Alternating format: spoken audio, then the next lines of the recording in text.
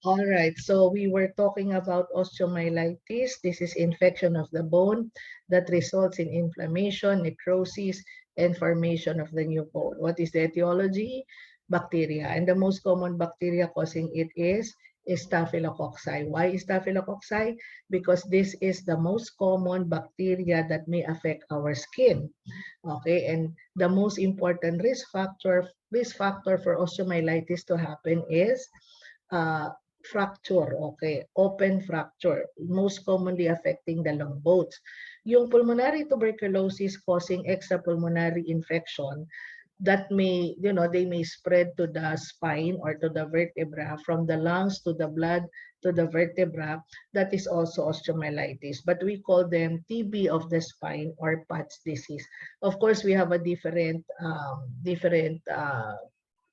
etiology or a different microorganism, but the same inflammatory process may happen. This TB of the spine may also cause deformity. Pero ang focus ng discussion natin, hindi yung TB of the spine. The focus of our discussion is the infection caused by Staphylococci. So if there is an open fracture, bacteria can enter the bone, okay, and will cause damage to that bone area. All right? So ito yung osteomyelitis. So meron tayong acute osteomyelitis. Paano nagiging chronic yan? Pag-usapan muna natin to ha. So ito yung open fracture. Ayan. So there is a tendency for the bacteria to enter. Okay. How do we classify osteomyelitis? Pag sinabi mong classify osteomyelitis, ano yun? Paano nagkakaroon ng entry ng microorganism or bacteria to the bone? Number one, hematogenous osteomyelitis. O ito yung sinasabi ko, blood-borne spread of infection. Ang nagdala sa bone, yung blood. Pwede pala yun, ma'am. Pwede yun. Kagaya nung sinabi ko na PATS disease. Osteomyelitis din yun, di ba? Okay, tapos yung isa, contiguous focus osteomyelitis from contamination from bone surgery, open fracture, or traumatic injury. Ito yung pinag-uusapan natin. Ito yung most common. The most important risk factor is contiguous focus osteomyelitis. So, ibig sabihin nito, open fracture ang cause. Dahil sa open fracture, pumasok yung bacteria. And osteomyelitis with vascular insufficiency, seen most commonly among patients with DM and peripheral vascular diseases, most commonly affecting feet. Siguro alam niyo yan. Yan yung tinatawag na gangrene due to venous or arterial insufficiency, di ba? Yung mga patient na may diabetes, yung mga patient na merong peripheral arterial diseases, so, di ba, nagkakaroon ng sugat, hindi na gumagaling yung sugat, lumalalim hanggang makarating sa bone. So, una, from the blood, tapos open fracture or surgery, at pangatlo, yung vascular insufficiency, o kaya diabetic gangrene, pwede rin. So, yung merong decreased blood supply, o kaya naman may diabetes. So, alam natin yan ha. So, this is how we classify them as the different mechanisms on how infection may spread to the bone. Okay, so pathophysio. Mamaya i-explain ko ulit ito ha. So the initial response to infection is inflammation. Mamaya when you see the other slides, ito yung nando sa taas, no? So ano nangyari? Di ba pag may injury, may inflammation. And the bone is a highly vascularized tissue. Okay, so what will happen? Inflammation will cause increased vascularity and edema. Alam natin yon. Magkakaroon ng increased capillary permeability, magkakaroon ng vasodilation, increased blood flow, dadami ngayon yung edema sa bone, okay? At saka sa soft tissues. After 2 to 3 days, what will happen? Thrombosis of the local blood vessel occur, resulting in ischemia with bone necrosis. Now, if you remember, diba ito yung normal healing process of the bone din, nag-umpisa sa inflammation. O tapos magkakaroon ng thrombosis, magkakaroon ng ischemia and bone necrosis. Under normal circumstances, mamamatay yung mga bone cells, papapalitan ng bago, di ba? Naalala mo yon, tapos magkakaroon ng soft callus formation, tapos calcification, magiging etc. na. Pero ano nangyari dito? Hindi ganun ang nangyari because the infection extends into the medullary cavity and under the periosteum and may spread into adjacent soft tissues and joints. Unless the infective process is treated promptly, a bone abscess forms. So, lumalim kasi hanggang nakarating dun sa medullary cavity ng bone. Kailangan i-treat natin to. Pag hindi natin na-treat to, magkakaroon ng nana sa loob ng buto. Okay, na mahirap gamutin. Okay. Bone abscess forms inside, no? Pag hindi nangyari yan. Explain ko ulit ito. I think meron yatang picture doon sa kabilang slide. Okay. The resulting abscess cavity contains dead bone tissue. Ang tawag doon sa dead bone tissue, sequestrum, which does not liquefy and drain. The cavity cannot collapse and heal as in soft tissue abscess. Okay. Diba? Siguro naman, alam nyo na to. Nakakita ka na ng taong may pigsa. Diba? Yung may pigsa, okay, malambot yun, di ba? Madaling madrain yun. Pag dinrain mo na yun, o pumutok yun, o natural, mawawala na yung pigsa, gagaling na siya, makakapasok yung antibiotic natin doon, di ba? Sa bone, hindi ganon. Kapag ka nagkaroon ng abscess, yung new bone, bago na yung bone, di ba? Matatakpan niya yung abscess sa loob. Okay? Okay, so yung dead bone tissue will be surrounded by a new bone. Okay, so akala mo gumaling na. Although healing appears to take place, yung nasa loob na abscess hindi nawawala. The infected sequestrum remain and produces abscesses throughout the patient's life. Pag nangyari yan, ang tawag na dyan, hindi na acute. It's chronic osteomyelitis already. Okay, did you get that? Did you get it? Okay, so ulitin natin ha. Nagkaroon ng injury, nagkaroon ng inflammation, nagkaroon ng increased vascularity, tapos nagkaroon ng block yung mga blood vessels, ischemia to the bone, namatay yung bone. Diba? Dapat, pag mag-heal yun, mapapalitan ng bagong bone yun, tapos okay na siya ulit. Pag hindi napalitan ng bagong bone, bakit? Lumalim yung infection, napunta doon sa medullary cavity ng bone, hanggang mag-form ng abscess sa loob. Okay. The abscess cavity containing dead bone tissue ang tawag sequestrum. Okay. Tapos, nagkaroon ng bagong buto na susurround yung sequestrum. Akala mo ngayon magaling na kasi matigas to yun eh. Yung pala, there is continuous abscess formation inside na all throughout the lifetime ng patient, laging meron. So, hindi na gagaling yun. Hindi na. Well, unless i-operahan. Okay. So, ang tawag ngayon natin ay chronic osteomyelitis. Ito yon. So ito yon. Natakpan, okay, tas hindi na de-drain, kaya nagkaroon na ng draining sinus and this is called cloaca. So laging may lumalabas na nana doon sa patient. Hindi kasi nag-heal mabuti. Okay. Ito na pala yun eh. Ito yung sequestrum, ayan, yung necrotic bone that is embedded in pus, ayan. Tapos ito yung involucrum, this is the one that surrounds it. So parang nako-cover, di ba? The cloaca is the opening through which the pus and sequestra make their way out. Ito siya. Ito yung cloaca. Ito yung sequestrum. Tapos ito yung involucrum that is actually covering it. Okay? So, are we following? Did you get this? Naintindihan ba? Tignan natin doon sa isang slide para maintindihan natin. Did you get it? Naintindihan tayo. Naintindihan. Okay, so signs and symptoms, we have bone pain, fever, leukocytosis, elevated ESR. Okay, ano nga ulit ang sasabihin lang sa atin ng elevated ESR? Isa lang ang sasabihin sa atin ng elevated ESR. Ano yon? That there is systemic inflammation. Diagnostic test.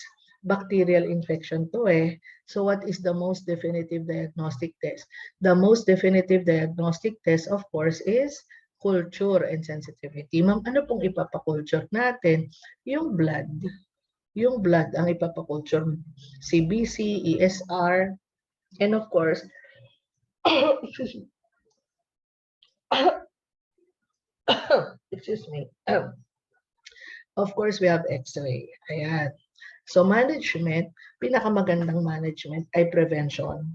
Paano yon? Pag may open fracture, anong una mong gagawin? Cover. Pag may open fracture, anong unang gagawin? Cover. Okay? Siyempre with sterile para hindi magkaroon ng infection. Okay, then medical management, the patient will be given massive doses of antibacterial. Pero tandaan mo, bago ka magbigay ng antibiotic, kumuha ko muna ng blood sample for culture and sensitivity. NSAIDs and pain for pain and inflammation. And of course, surgical management. And you have to drain. Hindi siya madedrain kasi matigas siya. Hindi kagaya nung mga pigsaan na lambot, no? Tusukin mo lang yun, lalabas yun. Ito hindi. Yung sequestrum sa loob ay pinapalibutan ng bone, ang natawag ay involucrum. So mahirap siyang i-drain. So you have to open up the patient to drain it yourself. Okay? Try tignan natin tong osteomyelitis dun sa kabilang slide. Sorry.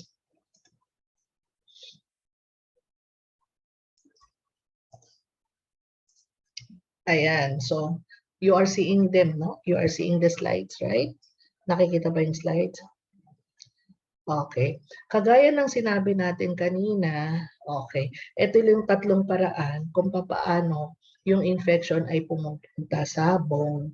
Number 1, yung extension of soft tissue infection. Ito yung sinabi ko na merong pressure ulcer or vascular ulcer or diabetic gangrene, usually sa paayan, lower extremity, tas kumalat, di ba?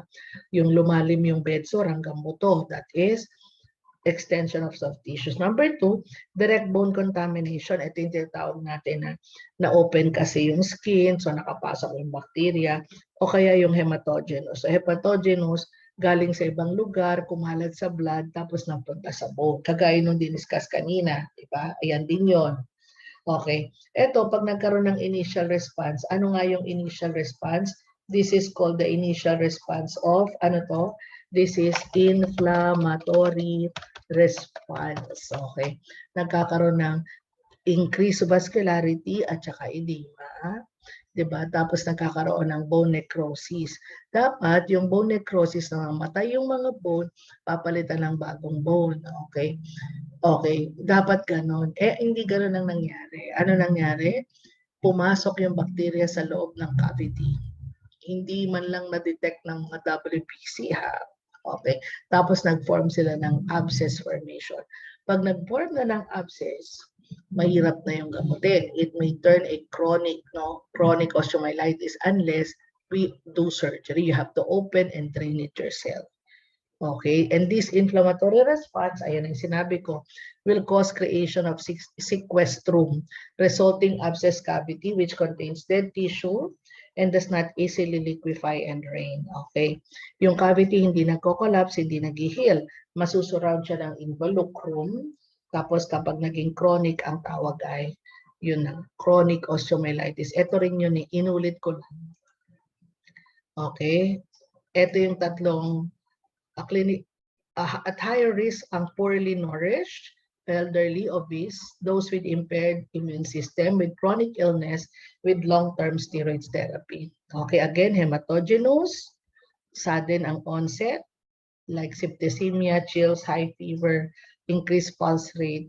As infection extends into the cortex of the bone, infected areas, constant pulsating pain that intensifies with movement because of pressure of the collecting pus is swollen and extremely tender. So ito yung pinaka unang-una. Okay? Tapos yung extension, no symptoms of septicemia, yung direct bone contamination, swollen, warm, painful. Mas madali ang septic siya kapag hematogenous kasi yung bacteria ay nasa blood. Now, patient with chronic osteomyelitis presents with continuous draining sinus, experiences recurrent periods of pain, inflammation, swelling, and drainage. Low-grade infection thrives in scar tissue because it's reduced blood supply. Okay, so diagnostic tests for acute condition, early X-ray. For soft tissue swelling, after 2 weeks, X-ray mo ulit para makita natin kung may irregular decalcification, bone necrosis, or new bone formation. Bone scan and MRI help with early definitive diagnosis. Pero syempre, yung blood culture kasi you want to identify the bacteria causing it. X-ray, bone scan, ESR, and WBC count. So treatment for acute, syempre IV antibiotic. Staphylococcus is sensitive to semi-synthetic penicillin and cephalosporin. Round the clock. Continues up to 3 to 6 weeks 6 weeks, then orally up to 3 months. See. So pag nagbigay tayo ng antibiotic for acute, baka magdire-diretso pa rin sa chronic. So kailangan with antibiotic, we assess, gumaling ba ang pasyente natin. Okay, IV antibiotics, ito na yung tinatawag nating surgical debridement or debridement. Napakatigas kasi ng involucrum. Akala mo magaling na yung buto mo, yung pala may nanapa sa loob. So hindi naman siya matanggal basta-basta. So anong gagawin mo? I-opera. Okay, so sericization ang tawag doon. Sufficient bone is removed to convert a deep cavity into a shallower saucer. So ang tawag, saucerization. Closed suction irrigation system may be used to remove debris for 7 to 8 weeks. With large defect cavity may be filled with vascularized bone transfer or muscle flap to prevent pathologic fracture. Internal fixation or external supportive device may be needed. So the surgeon may put implants on it, no, para masuportahan yung limb particularly. Okay? The same management naman, okay? Ito yung Pat's disease. No, hindi ito yung focus ng discussion, pero papakita ko lang sa inyo. Okay, ayan, nagkakaroon ng deformity sa likod ng bata. Okay, it begins little by little. Ayan, nakita mo siya. May bump develops in the bone because of this. Ma'am, di ba nasasaktan niya? Siyempre, masakit siya. Pero mas masakit pag tumutungo siya, tapos meron siyang kinukuha. Okay, at hindi mo mapapansin unless there is already like that. Prevention, early diagnosis and treatment, and is fight against poverty. Oo nga. Ayan, pwedeng magkaganito yung patient natin. So, yung spine ang nagkakaroon ng deformity. Yes. Ito yung Pat's disease. We will not be discussing that. Pero mga anak ha, itong slide na to, nasa ano to? Nasa canvas to. So, huwag kayong mag-alala kasi ibibigay ko din sa inyo to. Okay? Kung nasa canvas yan, baka ibigay sa exam na, ayan, basahin natin. O sige, pag-aralan na natin. Pero hindi dapat to kasi sa CDN to eh. Sa CDN. Okay, anyway, I said Pat's disease is an extrapulmonary infection. It is named after Percival Patch, a London surgeon. It is also called tuberculous spondylitis.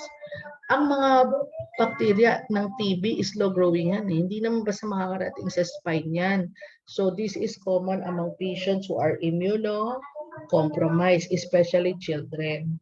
Okay, in adults, these diseases is secondary to the spread of infection from the vertebral body, but in children, it can be a primary site as the disc is vascular in children. So signs and symptoms, back pain, fever, night sweats, anorexia, weight loss, para lang siyang may TB, except that this has a spinal mass, sometimes associated with numbness, tingling, or muscle weakness of the legs. Diagnostic tests, blood test, elevated ESR, tuberculin skin test, X-ray, bone scan, CT scan, MRI of the spine, and bone biopsy. So yung late complication, nakita mo naman, nagde-develop sila ng kyphosis, nakukuba. Okay, if there is a spinal cord compression, naipit ang spinal cord, magkakaroon ng paralysis of both lower extremity. Paralysis of both lower extremity, ang tawag doon, paraplegia. Okay, so you have BCG vaccination, improvement of socioeconomic condition, prevention of HIV and AIDS, and patients who have positive PPD but not active TB may decrease the risk by properly taking medications. Medications naman libre, wala nang bayad. Kaya dapat hindi na namamatay yung mga tao sa TB. Wala nang bayad to eh, hindi ka nabibili eh. Diba yung mga anti-TB drugs natin, analgesic, immobilization, surgery may be necessary especially to drain abscesses or to stabilize the spine. Ayan, so ito yung ating osteomyelitis. Wala dito sa slide na to yung osteitis deformans o yung Paget's disease. Okay, dahil wala siya sa recording kanina, let us review back, take note. Sabi ko nga lagi, magsulat, guhitan, i-highlight, bilugan, at tandaan. Importante yun. Okay, yung Paget's para mapunta sa record, it is a localized rapid bone turnover. Madaling nasisira, mataas ang activity ng osteoclast, humahabol ang osteoblast. So, nadidestroy, na-form, hindi pa nga masyadong form, nadidestroy na naman. Hindi pa nga masyadong form, nadidestroy na naman. So, what we are actually forming is a highly vascularized mosaic pattern are seen on X-ray. Tapos, very weak bone. Anong bone involved kapag Paget's disease? Skull, vertebra, pelvis, femur, and tibia. Affected almost all at the same time. Yes, we do not know the cause. This is common among men and those with family history. The most definitive diagnostic test, of course, is biopsy. Ma'am, binabiopsy yung bone. Oo, para makita na. Pero kung may mga bone scan, etc. na magsasabi na sa'yo in the tsura of the patient, at teka muna, baka naman magastusan pa yan kapag pinabone biopsy mo. But if you're going to ask what is the most definitive test, it's bone biopsy. Ano nga yung complications? Fracture. Anong tawag ulit sa fracture in an already diseased bone? Pathologic fracture or spontaneous fracture, hearing loss at saka arthritis. Bakit may hearing loss? Because the skull is actually compressing cranial nerve number 8. Okay, so yan, para alam natin. Ito, this is called carpal tunnel syndrome. Okay, naiipit yung mga nerves doon sa carpal tunnel. Ito yung, this is your carpal tunnel, naiipit. O usually, ang magkakaroon ng manifestation, dahil median nerve yan, ayan, carpal tunnel syndrome. It will begin when the median nerve gets squeezed inside the carpal tunnel or wrist, a medical condition known as nerve entrapment. So, yung kasi hindi yan nag-expand. So, kapag namamaga yung sa loob, usually secondary to overuse. Yun daw laging gumaganon, laging nagtatay, nagsishake ng hands, yung mga nagluluto, dentista, bunot ng ipin. If you keep on doing this movement, yan ang pwedeng mangyari. Okay, masakit yan. Masakit yan. Yung carpal tunnel na yan. Yung iba talaga, nagpapa-opera pa just to decompress the nerves kasi masakit yan. Okay, kaya maraming mga dentista maagang nag-retire kasi meron na silang yung carpal tunnel syndrome. Okay? So any condition that makes the area inside the carpal tunnel smaller or increase the size of the tissues within the tunnel. Example, after a wrist fracture, the area inside the tunnel can be reduced if bone pushes into the tunnel. O nga naman, pag merong traumatic injury dito, yung mga buto mapupush dun sa tunnel, mababarahan, makukompress ang nerve. Ayan o, masakit yan. Yung area na yan. Okay, this area, usually. Because this is supplied by median nerve. Okay, this is supplied by ulnar nerve. This is supplied by median nerve. At median nerve ang usually mataas at tinatamaan. Okay, tapos ito yung several other tests may be done. Anong tawag natin sa test na yan? You call it Tinel sign. Okay, kapag ka daw ginano natin, the patient will feel electric-like sensation. Meron pang isa yung panel sign. Ito yung panel sign. Ay, sorry, Palens test. Palens test. Ayan, yung Palens test, igaganyan mo siya by asking the patient to hold her wrist in maximum flexion. Okay. Tapos, if the thumb and finger become numb, yan, that's your Palens sign. Okay. Yan. O kaya doing it like this. Tapos, pag may numbness sa first and second finger, that is positive. So activities that are causing symptoms be changed. So avoid repeated hand motion, heavy grasping, holding onto vibrating tools. Kasi di ba yung mga jackhammer, gumaganyan yan, di ba? May tunog pa talaga.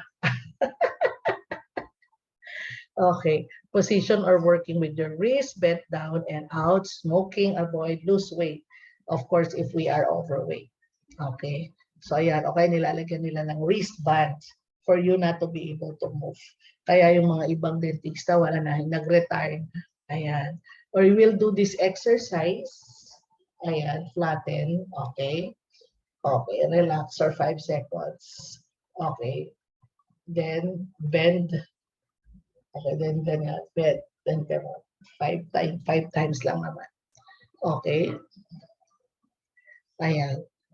Anti-inflammatory medication may also help. Common OTC medications such as ibuprofen, pero hindi kasi pwedeng long-term use ang ibuprofen, alam mo yan. High dose of vitamin B6 or high dose of vitamin B complex, that's okay. Cortisone injection may help ease the symptom and can aid the doctor in making diagnosis. Naglalagay sila ng steroid injection. And surgery, open and release procedure involves simply cutting the transverse carpal ligament. Okay, tapos kinat na yung carpal tunnel. Okay, para ano, kinat niya yung carpal tunnel, kinat niya yung ligament para ma-free na yung mga nandun, hindi na siya maipit. Ayan. Ayan. So, open release procedure, endoscopic carpal tunnel. Ayan yung endoscopic. Lalagyan mo ng 2 incision sites. Ayan. A thin fiber optic TV camera that allows the surgeon to see inside the channel. Okay. A special knife is used to cut only the transverse carpal ligament. Ayan. Diba? Endoscopic release. Kinakat din naman yung ligament para ma-release. Okay. And then hallux valgus, okay, is defined as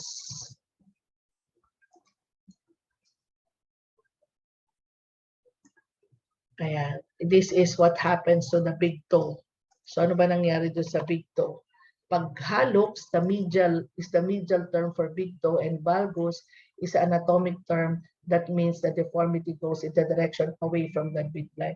So tignan mo to, gumano. So ito yung bunion, ito yung nag-turn on one side, no? Okay. Bunions are often caused by narrow toe, high-heeled shoes. Ma'am, parang tumabingi, parang nagkaroon dito ng matigas. Oo. Ang tawag doon, bunion. Okay. These compress the big toe and are push it toward the second toe. Okay. Then, this condition may become painful as extra bone and fluid-filled sac grow at the base of the big toe.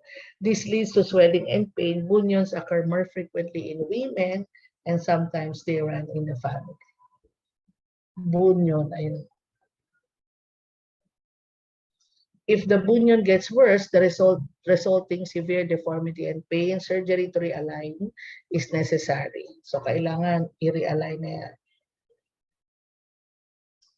Okay, ayan, na-realign na. This is bunion. O, okay na siya. Okay. Ano ba ito? Hallux valgus splint. Ayan, para hindi siya tumabingi on the other side. So this is being done to minimize the deformity. Ang tawag hallux valgus or the appearance of a bunion. O ayan, diniscuss na natin lahat. Ha? And so let us summarize all the bone disorders. Ano-ano to? Osteoporosis, osteomalacia, osteitis deformans, and osteitis deformans and osteomyelitis. Okay. Magdi-drill tayo ha. Sumagot kayo. Ilan ba tayo? O 30 lang tayo. Mag-check kaya ako ng attendance sa Canvas. Tama. Mag-check ako ng attendance.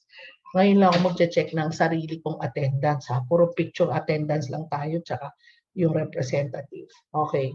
Tingnan ko lang kung nandito lahat. Okay. Ulitin natin ha. Sasagot ka. Pag osteoporosis, OP ang sasagot mo. Pag osteomalacia, OM. Pag Paget's disease, PD. Pag osteomyelitis, OS. Okay? OP, OM, PG, tsaka OS. Okay? Okay ba? Sumagot. Okay ba? Okay. Yan. Ang dami-dami ni dyan. Pare-pareho yung pangalang nakikita ko. Okay. O sige, na ha. Common among postmenopausal women.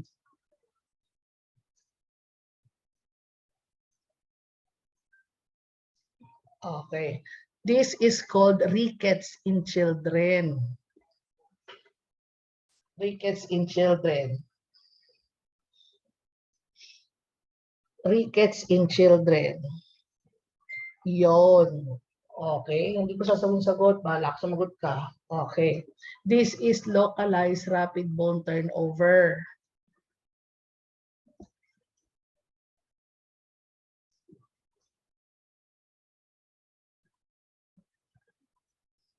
Localized rapid bone turnover.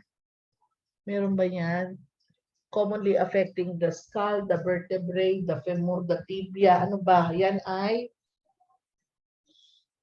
Paget's disease, PD, Paget's disease. Ano ba? Oh, tuberculosis of the spine. Saan yan nakakategorize? Osteomyelitis. Okay.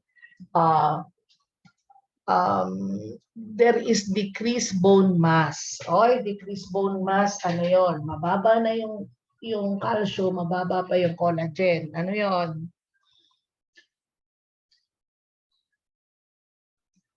Okay, osteoporosis, OP. Ano sinasagot niyo? Hindi mo musunod sa instructions. Ano ba? Kakaloka. Ano sinasagot? OP pag osteoporosis. Okay? Okay. Sumunod. Mga batang to ay sumunod eh. Instruction lang.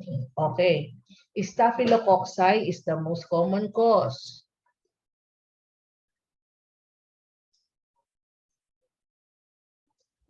Okay. Okay. Hearing loss is a complication. Hearing loss is a complication. Hearing loss is a complication. Saan yun? Hearing loss.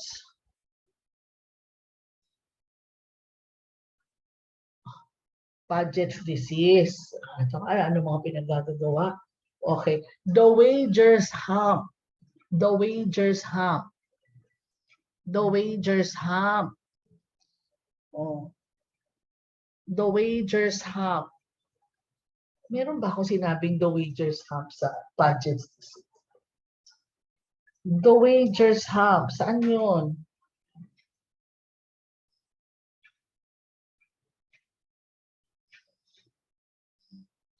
Osteoporosis. Loss of height. Loss of height.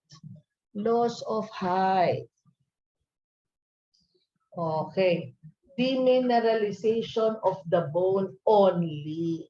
Calcium lang ang nawawala. Yung collagen andun pa. Ano yun? Yan. Saan mo makikita yung sequestrum? Tsaka involucrum. Saan mo makikita yon? Okay. Anong tawag dun sa abscess? Yung abscess na buto. Nakokobera ng buto. Ang tawag doon?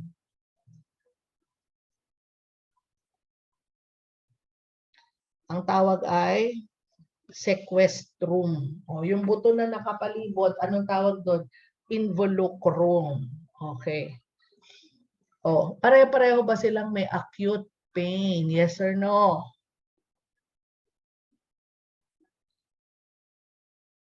Pareho-pareho ba silang may impaired physical mobility? Pare-pareho ba silang may risk for fracture? O ano ulit ang tawag sa fracture that is already happening in an already diseased bone? Okay, you call it pathologic fracture. Okay. Okay, do you understand? Naintindihan ba ako? O isasabay ka, makikisabay ka. Sige ka, pag hindi ka nakikisabay dyan sa chat na yan, may iwang ka. Good luck sa'yo. 316 ka ulit. Hello ka. Tsaka next sem daw, face-to-face na. O, good luck sa mga nagtatrabaho. O, diba? Oo daw eh, full na raw eh. Maapi lang ako eh. O, ano? Full na. Kita-kita tayo sa ano? Kita-kita tayo sa school. O, doon na tayo. Doon tayo magpo-quiz. Lagi akong magpapaget 1/4 sheet of paper. Ganon. Akamiss yun, ha? Okay. So, tignan natin kung matutuloy. O, edi face-to-face na. Mag-aral kang mabuti. Pati quiz mo, hindi na online. Okay. Alright. O, sige. Let us continue. Ano nang i-discuss natin? Yung inflammatory, wait lang nga. Inflammatory, itutuloy ko yung inflammatory joint diseases. Doon muna tayo sa joint diseases. Joint. Okay. Pero bago tayo pumunta sa joint, let's talk about SLE. Ano nga yung SLE? Systemic lupus erythematosus. Systemic lupus erythematosus. Wait lang, ha. Tignan ko lang yung kopya. Systemic lupus erythematosus.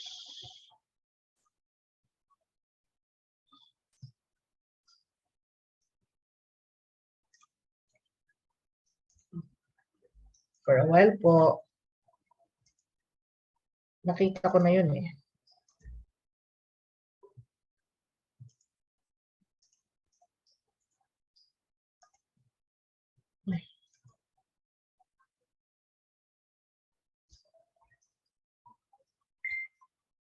Systemic lupus erythematosus. Saan kita nakita? For a while.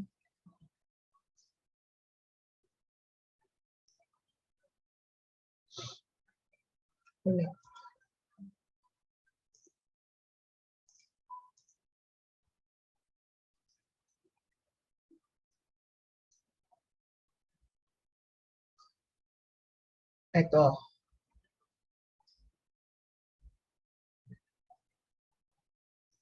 Okay.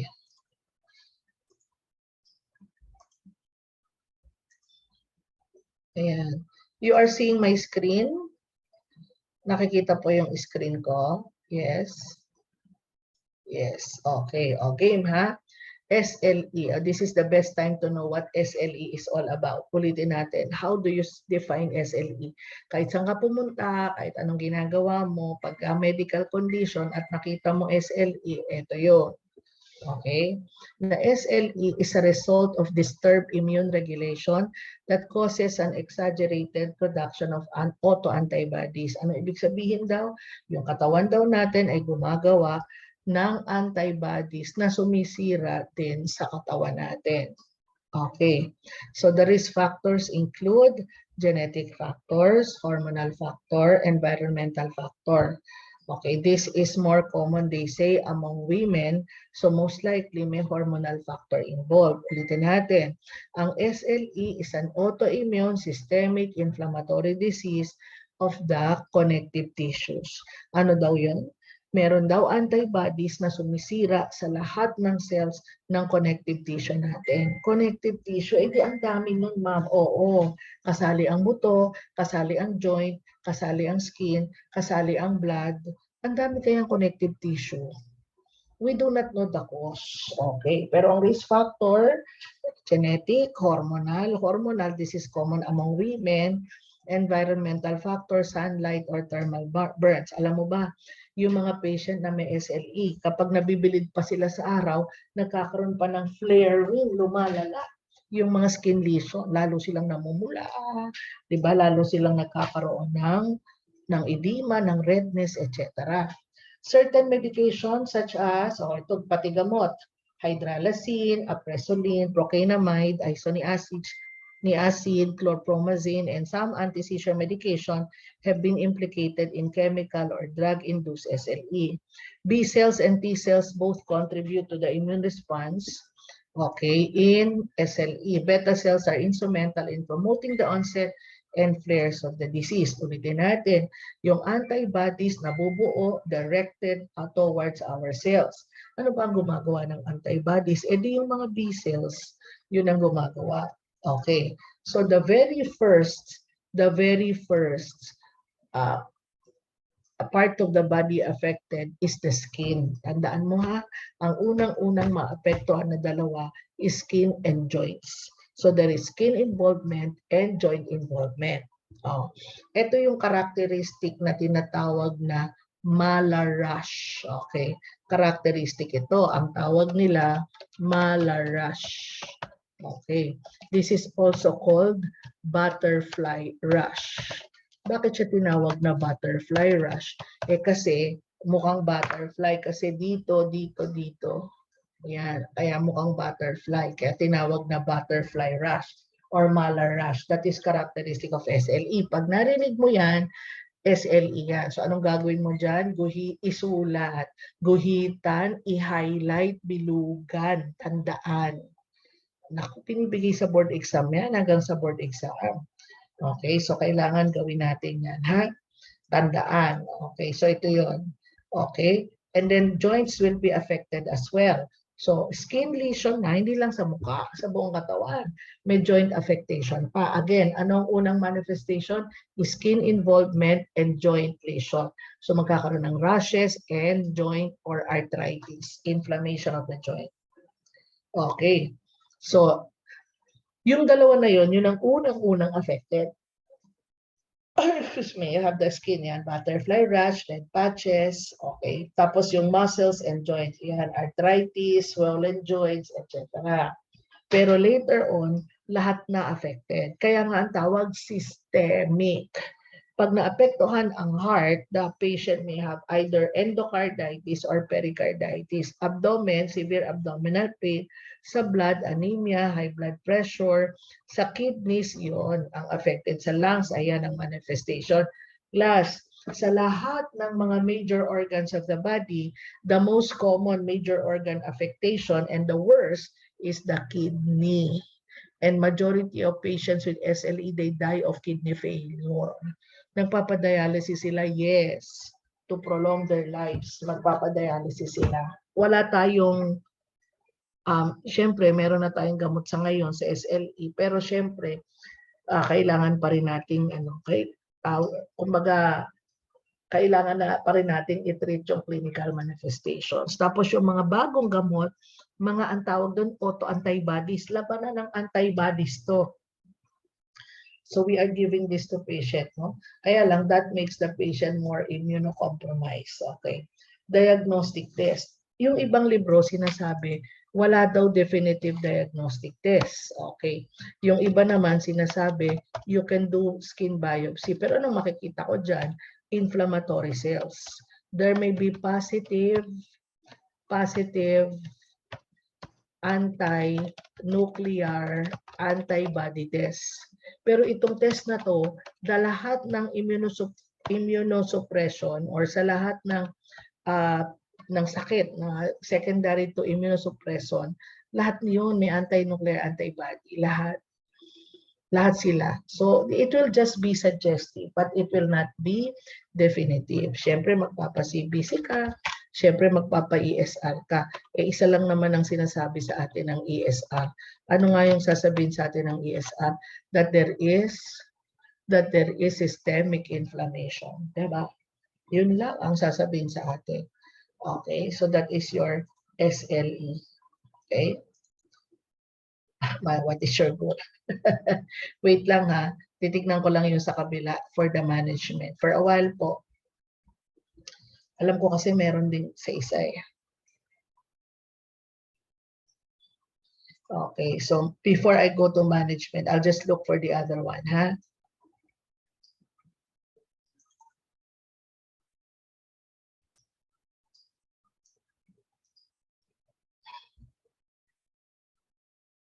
Wala.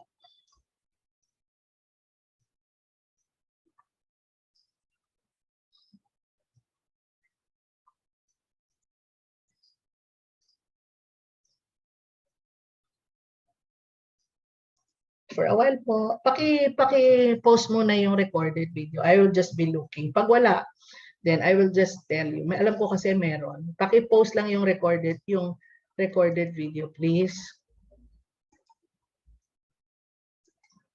Paki-post ang recorded video, Joyce.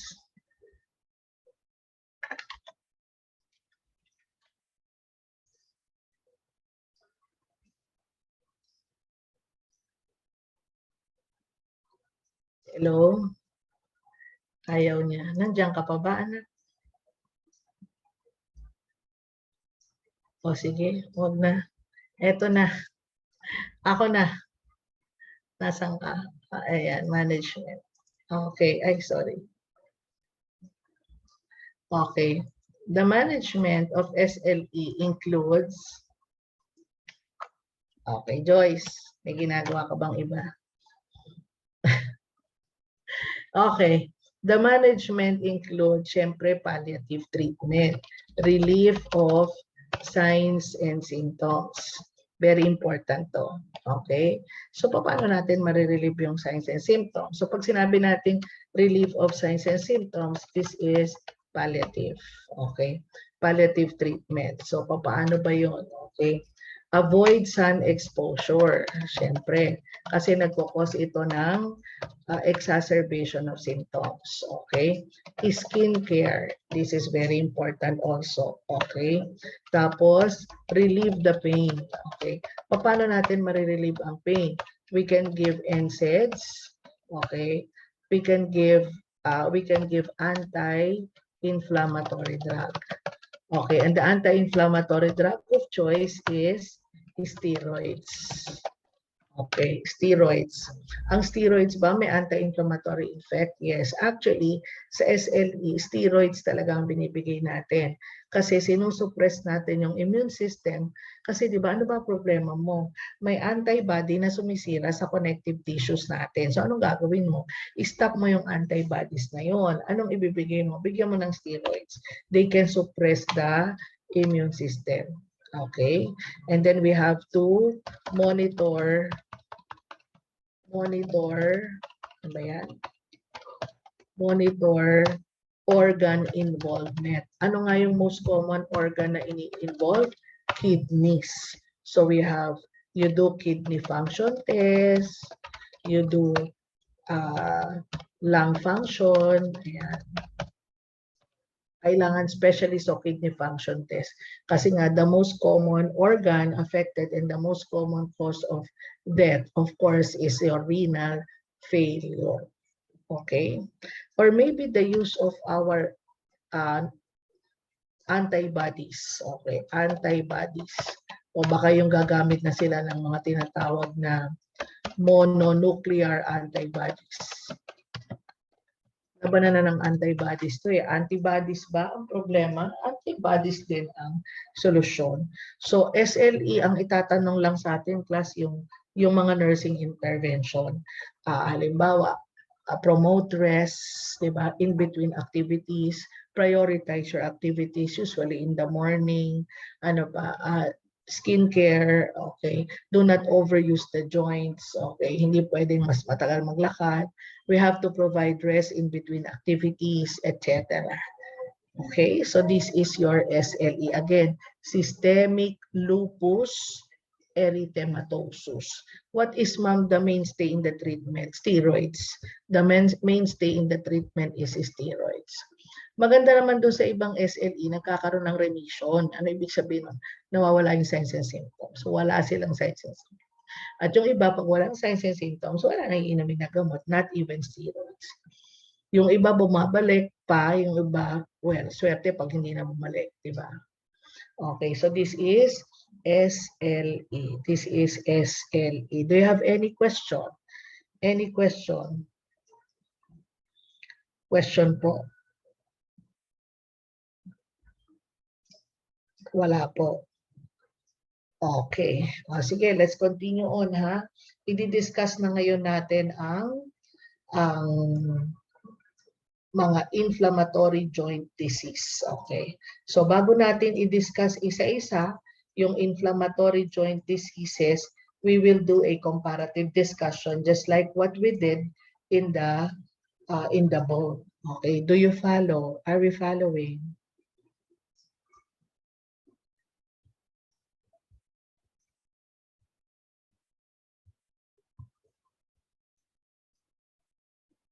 Okay. Sige. Sige, game tayo, ha. Iumpisahan ko lang to, tapos we'll have a break para baka kasi masyadong mahaba. Okay. Ito yung mga joint diseases.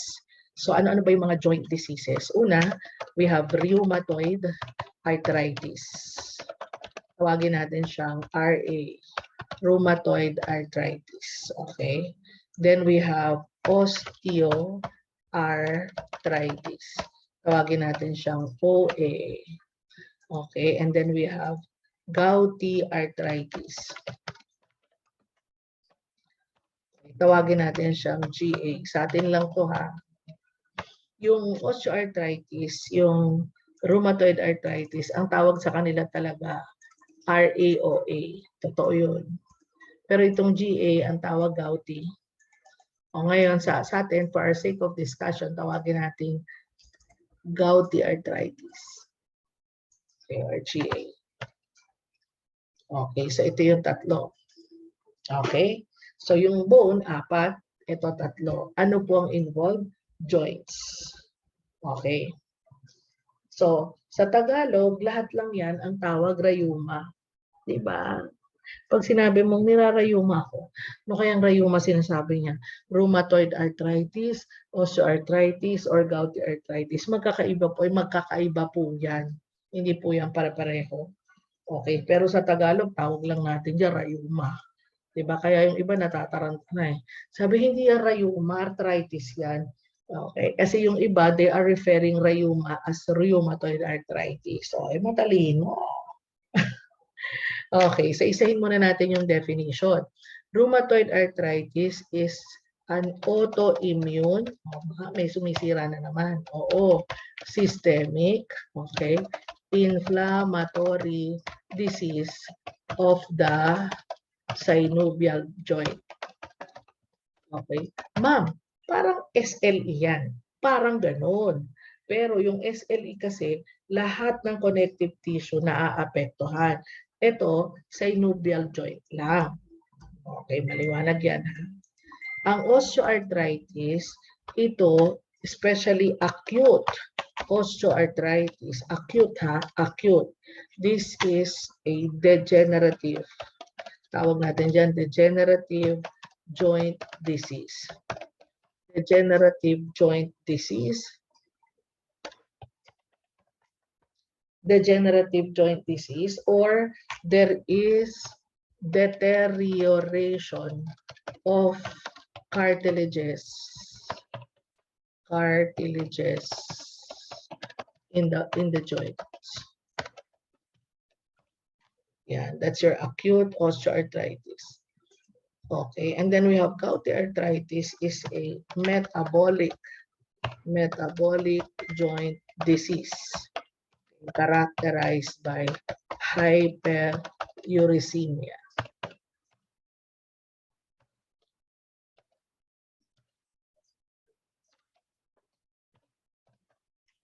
Metabolic joint disease characterized by hyperuricemia. Mataas ang uric acid. Okay. More than 7 milligrams per deciliter. Okay. So kung papansinin mo, ito yung mga importante dito. Okay. Ito, inflammatory. Ito, degenerative. Ito ay metabolic. Okay. Okay, tandaan. Inflammation, degenerative, metabolic joint disease. Okay. Okay, what is the etiology? Sa rheumatoid arthritis, we do not know the cause. Idiopathic. May risk factor po? Yes. Hormonal most likely, because this is also more common among women than men. Mas marami sa lalaki. Most likely, merong hormonal factor involved. Baka may hormonal factor. Or maybe there is viral infection. Okay.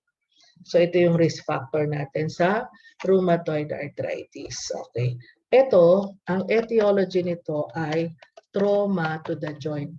Kaya nasira kasi na-trauma. Trauma to the joint or na-overuse yung joint. Trauma. Okay. Trauma to the joint. Okay. Ano po ba yung risk factor niyan? Siyempre, we have obesity as a risk factor. Okay. Aray ko. Pag mataba ako, mabigat yung atun sa joint mo, di ba? Okay, ito yung nag-hiking, yung mga nagma-mountain climbing, ayan. Kasi na-overuse yung mga joints nila. Yung mahilig magpaputok dyan ng mga joint ay nasisira ang mga cartilage. Yan, overuse ha. Overuse, lagay natin. Overuse of joints.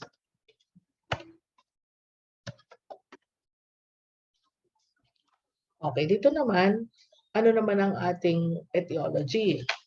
Dito, ang etiology natin is the biggest picture, yung patient na may gout.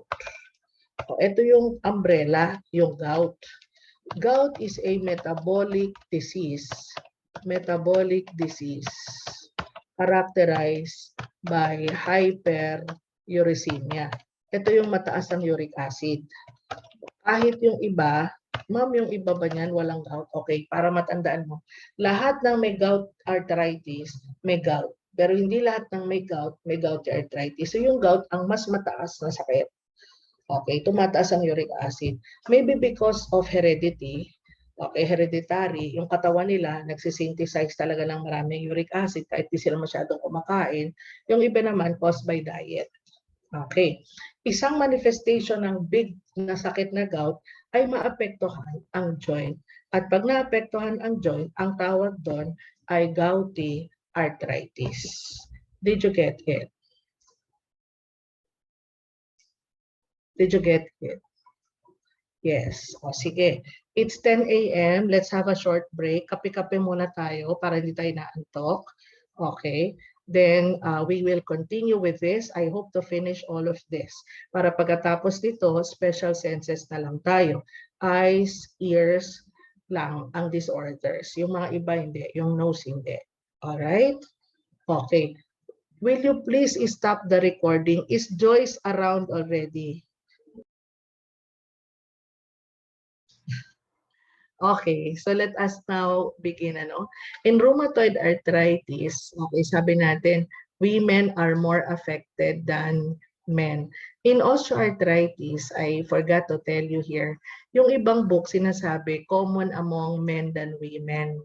Okay, yung iba naman sinasabi women than men also. Okay, and age is also another risk factor for osteoarthritis. And this is common among 60 years old and above.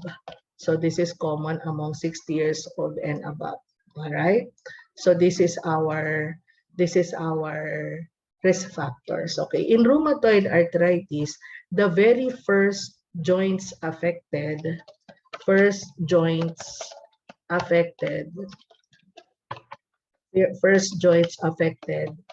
the MCP and PIP. Okay, ano ba yung MCP? Ano ba yung PIP?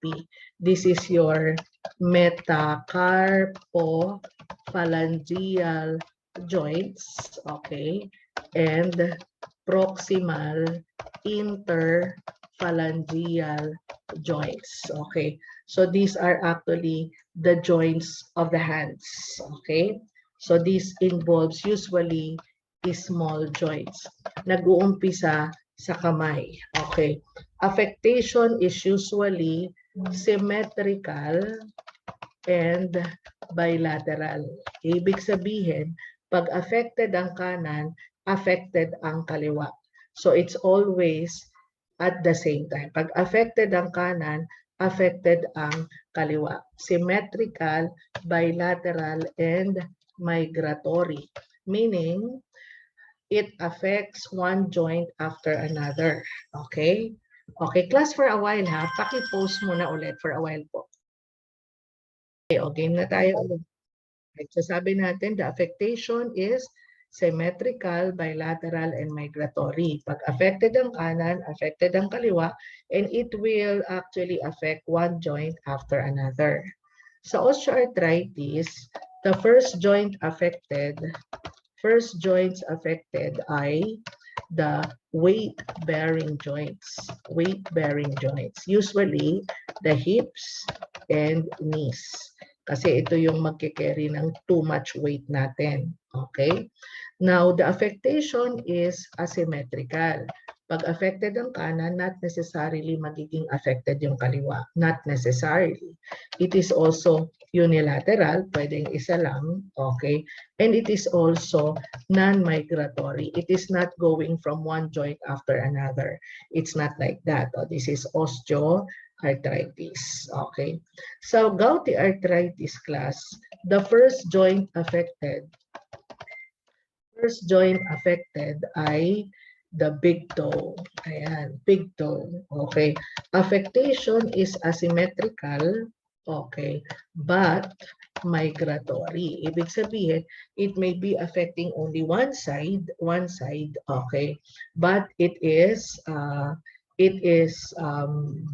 one side lang, but it is um, asymmetrical. Kumbaga, it may affect one joint and another, pero hindi kagaya ng RA na parehong kanan, kaliwa, kamay, paa. Ito hindi. Halimbawa, it may affect the big toe, then it may affect the elbow, that it may affect the hand of the other side.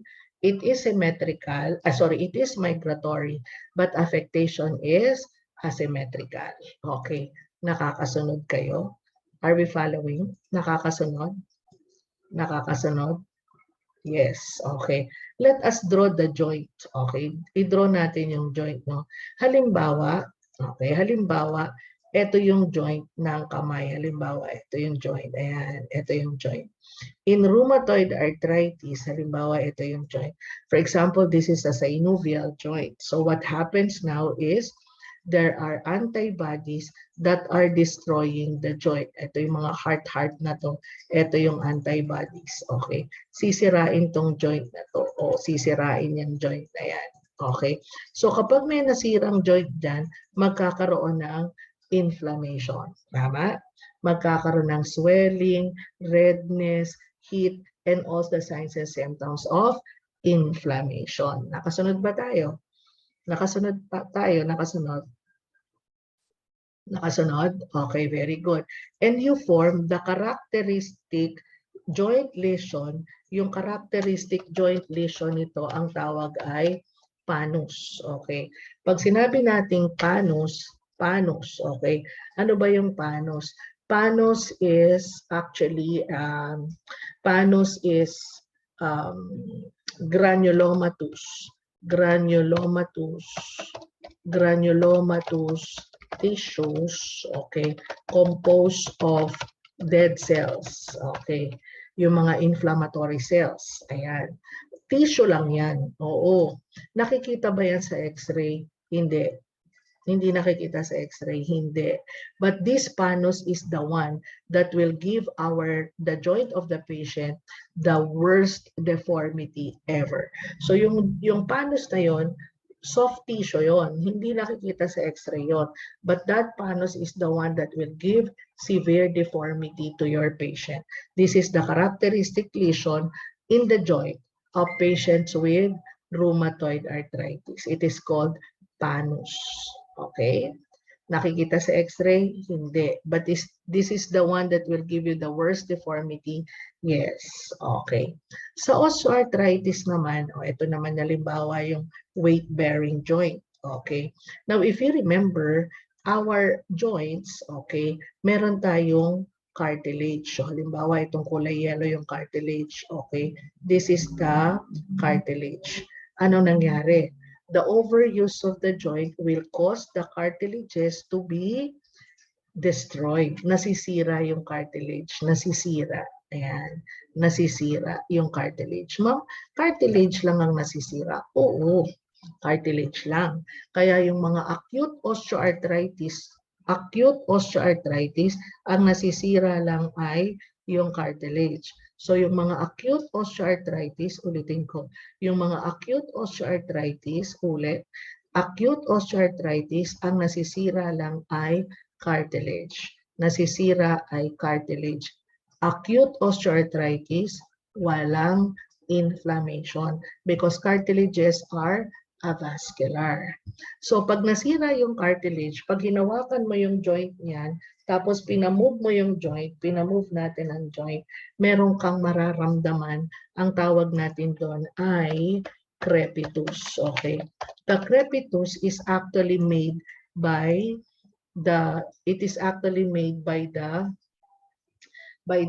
yung crepitus is actually made by the destroyed cartilages. So, para siyang may friction, nag-i-increase yung friction as the joint move. So, that is what you call crepitus. Okay, so crepitus is an assessment of a joint in patient with osteoarthritis. Nakasunod tayo? Nakasunod? Nakasunod. Yes. Okay, very good. Tapos what will happen? The cartilages die. Okay. Namamatay yung mga cells ng cartilage. Ano ba ang tawag natin sa cells ng cartilages? Ang tawag natin ay chondrocytes. Okay? Ang tawag natin ay chondrocytes. Okay? So the chondrocytes die. Namatay ang chondrocytes. Alright? Okay, namatay yung chondrocytes. Okay. So what will happen? When chondrocytes die, okay, what will happen? Osteoblasts will migrate to the area. Ano nga yung osteoblast? 'Di ba ito yung nagfo-form ng bone? Okay. So yung mga osteoblast, wait lang. Yung mga osteoblast pupunta dyan sa area na yan. Okay? Lagyan natin ng osteoblast. Ito yung osteoblast. Ayan. The osteoblast will go to the area and will form a bone. Okay. So nagkaroon ng bone dyan sa area na yan. Yes. Okay. Ay, sorry. Okay. So itong bone na to, itong osteoblast na to, nag-form ng bone, nalagyan natin ng bone.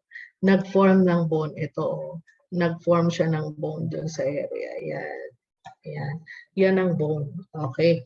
Ang tawag natin dyan, bone yan, matigas yan. Ang tawag dyan, osteophyte. Okay. Ang tawag din sa osteophyte ay bone spur. Okay. Ito yung characteristic lesion ng patient na may osteoarthritis. Do we see osteophyte on X-ray? Yes.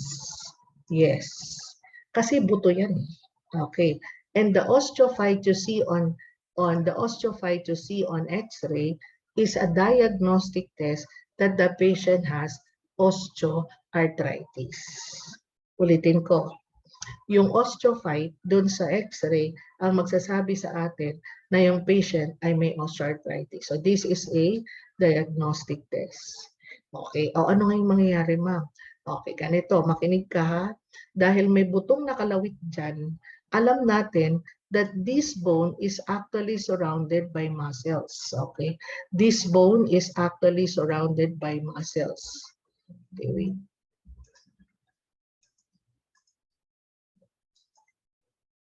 Okay. The bone is actually surrounded by muscles. Okay. Ito yung muscles. So, ibig sabihin, ma'am, itong bone na to, nadadaganan niya yung muscles. Oo. Okay. So, you look at this. The osteophyte is actually, gawin kong black ha. The osteophyte is actually, ayan, ganyan na lang. The osteophyte is actually putting pressure on the muscle. Yun ang masakit. Okay. So that osteophyte will cause injury to the muscle. What will happen to the muscle? What will happen to the muscle? Itong muscle na to, magkukos ng spasm. Magkukos ng muscle spasm. At ito, class, ang nagkukos ng pain. Ulitin natin.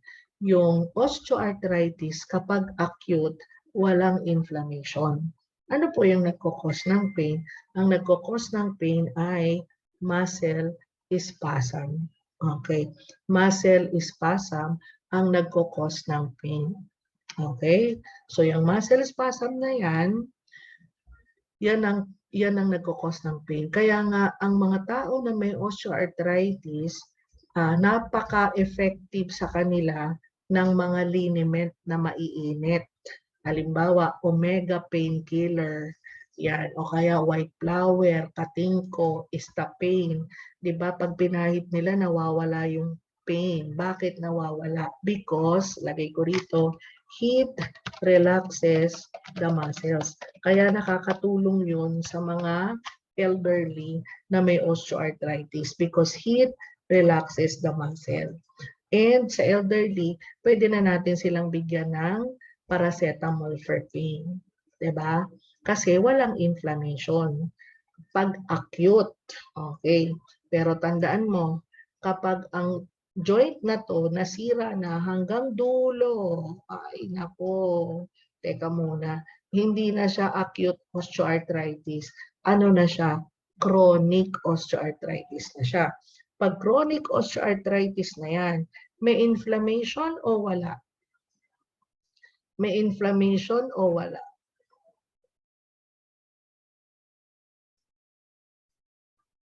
May inflammation na o wala? O pag chronic na, may inflammation na. Did you get that? Did you get it?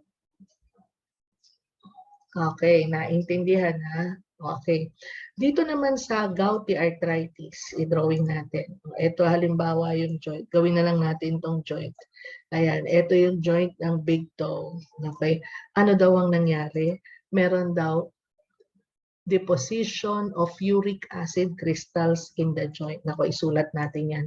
Sa sobrang taas ng uric acid, there is deposition of uric acid crystals in the joint. Okay. Deposition of uric acid crystals in the joint. Okay. So, ano nangyari? Ayan, no? Napupuno ngayon to ng uric acid crystals. Can uric acid crystals cause injury and inflammation to the joint? Yes. So, magkakaroon ng inflammation, ma'am? Oo, magkakaroon ng injury and inflammation. So, ito nga may inflammation to. Oo, magkakaroon ng swelling, redness, heat, magkakaroon ng pain. And that deposit of uric acid crystal in the joint of the patient, ang tawag natin dyan ay tophi. Okay? So sa gouty arthritis, it is tophi. Sa acute osteoarthritis, it is bone spur. At sa rheumatoid arthritis, it is panus. Ito yung mga characteristic lesions sa joints ng mga pasyente. Alright. Did you get it? Are we following?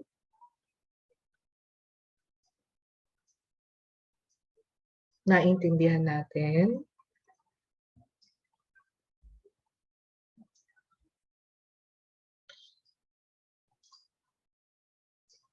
Okay.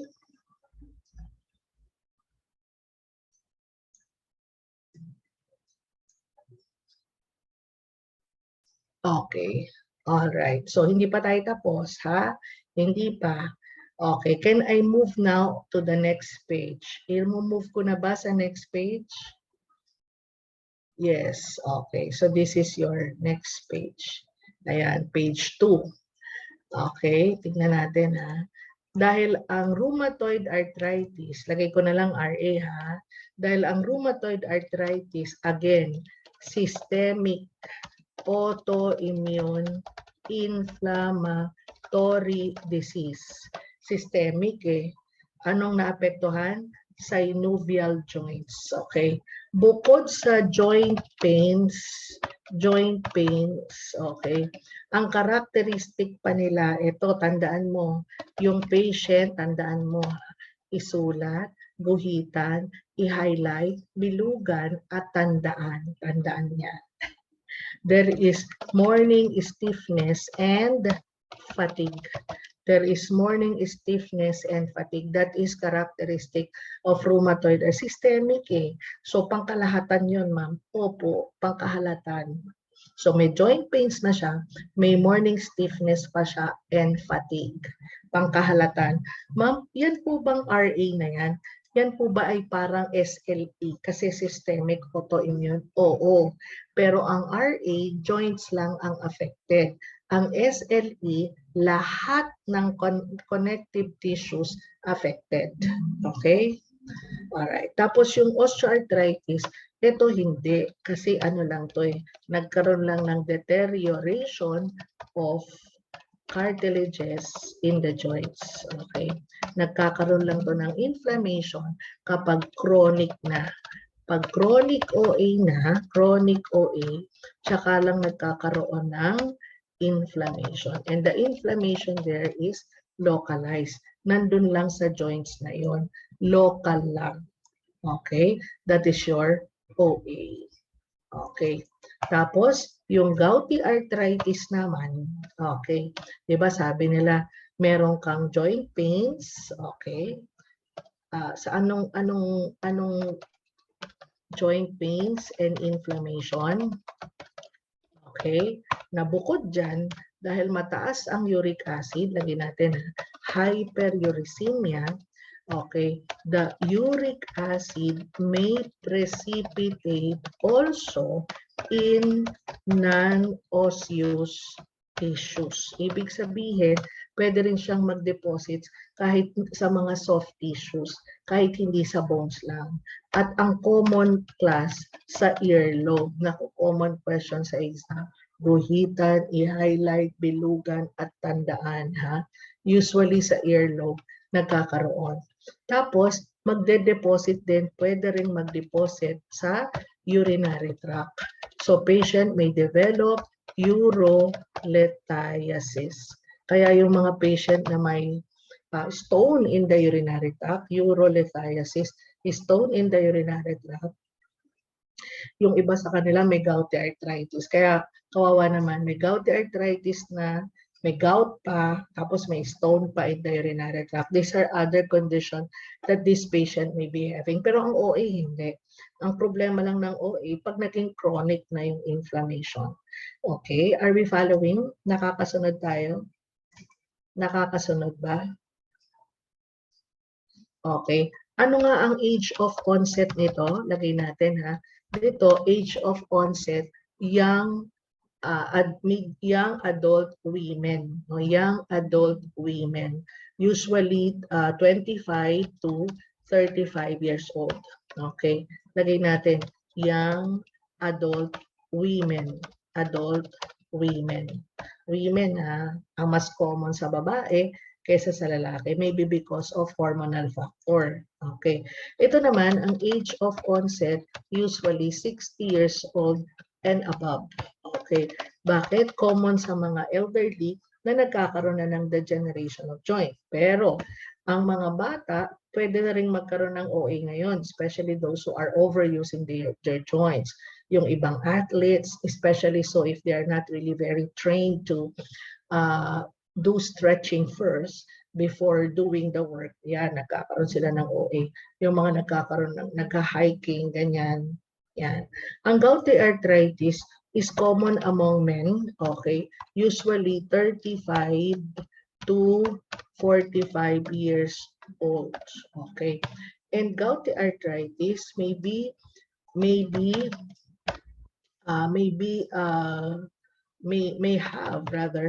have acute attacks. Okay.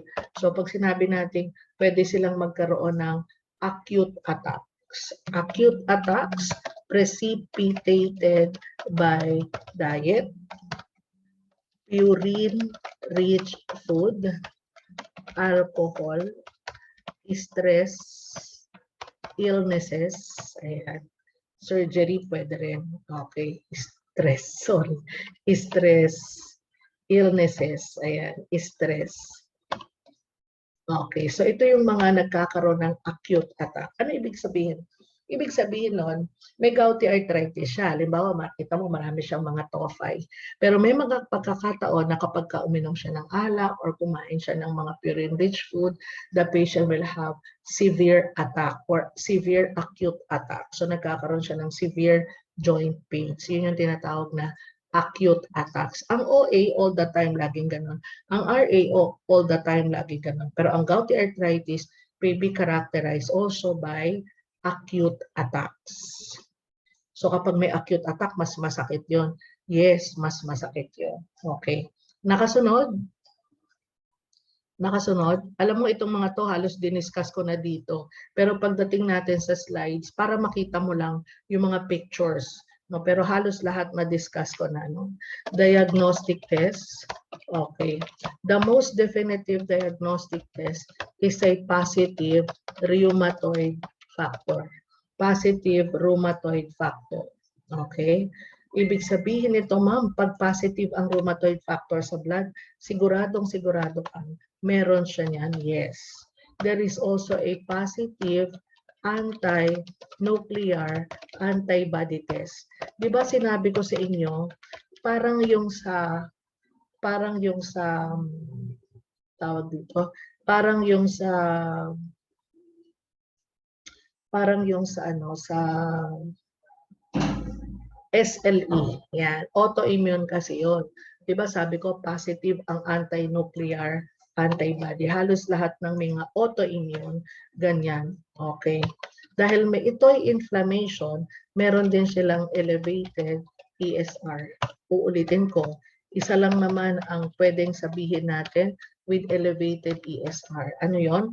That there is systemic inflammation. That there is systemic inflammation. Okay. Sa OA, ano ba ang diagnostic test? Diagnostic test is X-ray. Anong makikita mo sa X-ray? Makikita natin ang osteophytes. So, kapag may nakita kang osteophytes, then that is characteristic or diagnostic of osteoarthritis. Okay, dito sa gouty arthritis, ito, kailangan mong ma-identify yung uric acid in the joints. Okay, they actually have what we call polarized light microscopy. This will be able to visualize the uric acid in the joints, or they will do arthroscopy, visualizing the joints. Okay, or they may do arthrocentesis.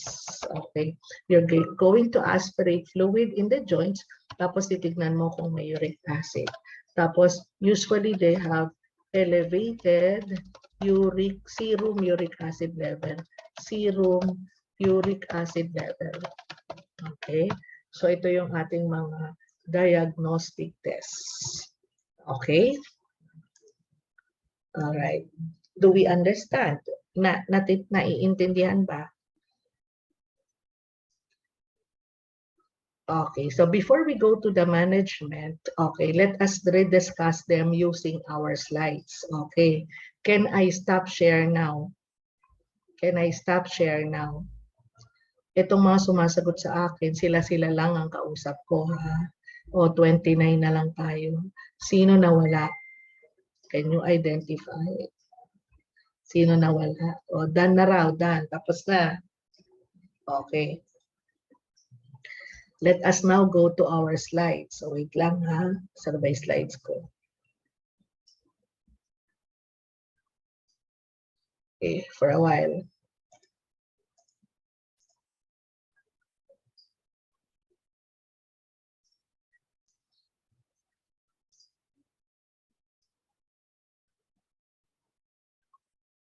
Okay, madali lang po ah.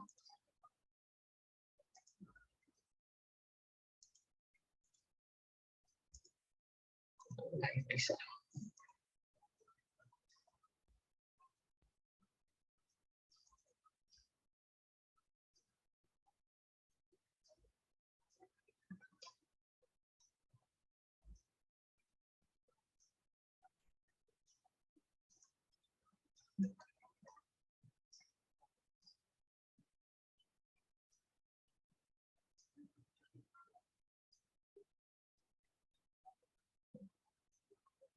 Okay, wala. Ito na lang.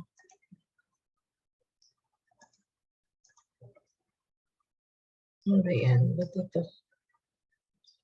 What is happening?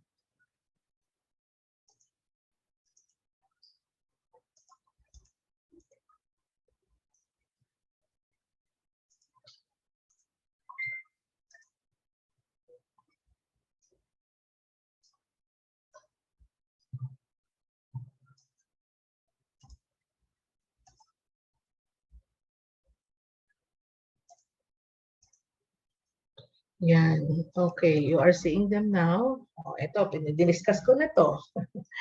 Oh, yung rheumatoid arthritis, alam na natin yung etiology, yung risk factors, ito na yung picture. This is a very healthy joint. This is the cartilage that will decrease the friction as the joint move. And this is actually the synovial joint. Ayan. So ano nangyari? May mga antibodies na sumisira sa joint natin. So nagkakaroon ng bone erosion, nagkakaroon ng ayan, reduced joint space because of the redness, the swelling, edema, pati yung cartilage nasisira.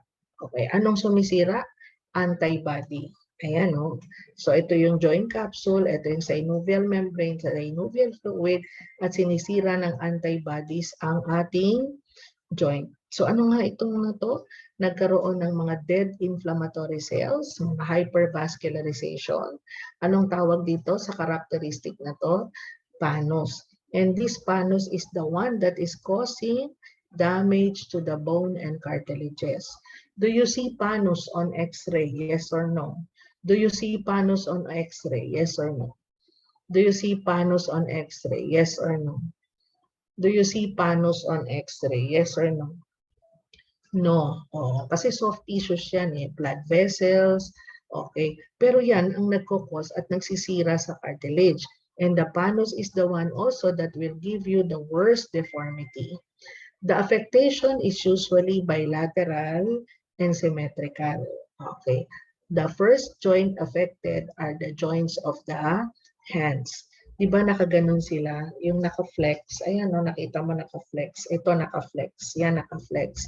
Ang tawag dyan sa deformity na yan ay swan neck deformity. Swan neck deformity. Okay. Tapos, kapag nakagano naman, baliktad. May gumaganon. May gumaganon. Okay. Ang tawag naman ay Boutonniere's deformity. Boutonniere's. Paki-correct mo nga spelling ko. Matagal ko nang hindi alam ang spelling. Boutonniere's deformity. Okay. So, pag naka-flex, swan neck. Pag baliktad, Boutonniere's deformity. Parang ito, makabaliktad. Itong isa na to, pag ganun. Okay, tingnan natin kung meron pa. Okay, diagnostic. Ayun, no, sinabi niya, oh, B-O-U-T-O-N-N-I. Ayun, thank you. Ang galing niyo. Ang hirap ng spelling, di ba? So, mali ako. Lagi akong mali. Lagi akong mali. B-O-U-T-O-N-N.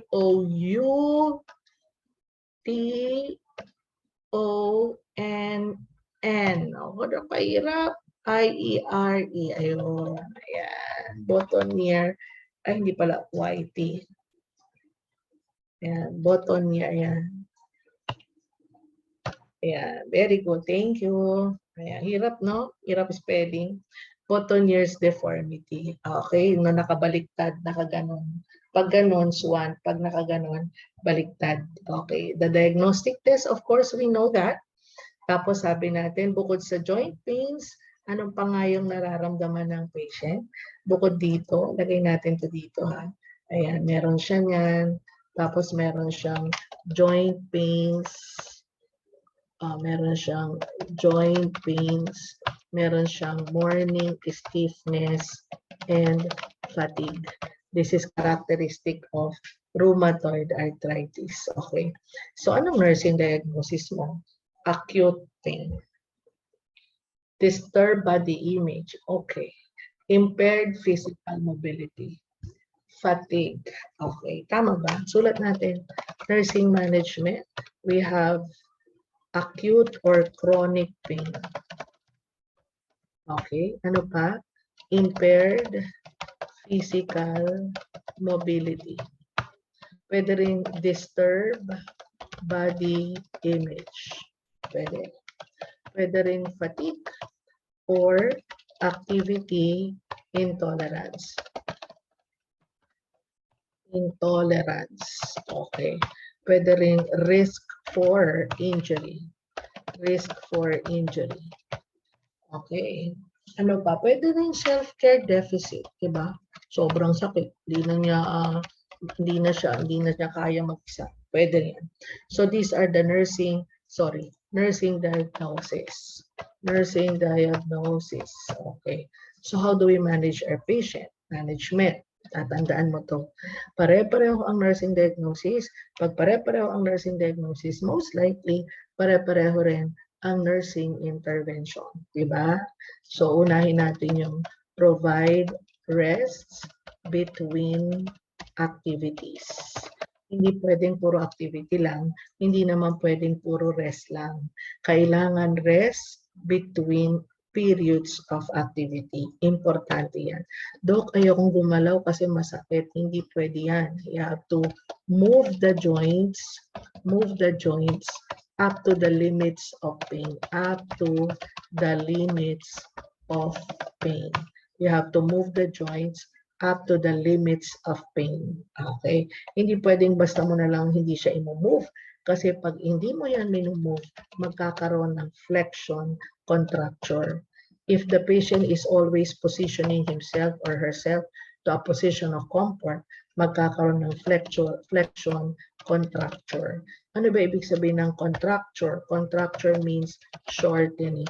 Shortening of the joints. So kung joints ito, shortening of the joints kasi nakaganon siya. Nakaganon. Okay, so pag nakaganon siya lagi, hindi mo na madediretso yan. Lagi ka nang nakaganyan. Okay? So, shortening of the joints. So, prevent flexion, contracture. Okay. Ano pa? So, puro mga nursing intervention to. Diba? Sabi ba, sa rheumatoid arthritis, may morning stiffness and fatigue. So, ang importante lang yan, slowly move the joints. Hindi pwedeng hihiga ka na lang at magpapahinga, hindi. Dapat meron ka ring movement, okay? Dapat meron ka ring movement, okay? Lagay na natin yung assist in self-care. Pwede, kung meron siyang self-care deficit, okay? Ano pa? We have to promote safety measures at risk for injury yan. Promote safety measures, okay? Okay, ano pa? Ayun, lagay natin yung use of assistive devices. Use of assistive devices. Baka kailangan meron siyang cane or meron siyang, so anything that may use no assistive devices. The use of assistive devices. Okay, importante. O bigyan na natin siya ng pain reliever. What is the pain reliever? NSAIDs. NSAIDs. Can we use NSAIDs as pain reliever? Okay. Ano pa? We have to give anti-inflammatory drug. Okay. And of course, our choice, of course, is your steroids. Okay. Tapos meron tayong tinatawag na DMARDs. Okay. Ano ba yung DMARDs? Hindi SD. DMARDs. Okay. Ang tawag dito ay disease modifying anti-rheumatic drugs. Disease modifying anti-rheumatic drugs. Okay. Ang pinaka ginagamit ngayon ay yung methotrexate. Di ba anti-cancer drug yan? Oo eh. Anti-metabolite yan. And this is also being used to relieve the signs and symptoms. Ito ang tawag dito, adjunct drug ha. Adjunct drug. Hindi talaga sila yung drug of choice. Ang drug of choice mo for pain ay NSAIDs. And the NSAIDs of choice ay yung COX-2 inhibitors. Ito talaga yung COX-2 inhibitors.